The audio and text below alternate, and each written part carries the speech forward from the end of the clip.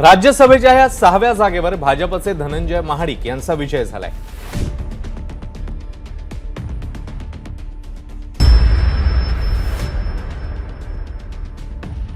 काँग्रेसचे लोक येतील सांगतील आणि एक महिला आम्ही उभा केली आहे, तुम्ही सगळ्या महिला आहेत, ती बिचारी आहे, तिला मतदान करा।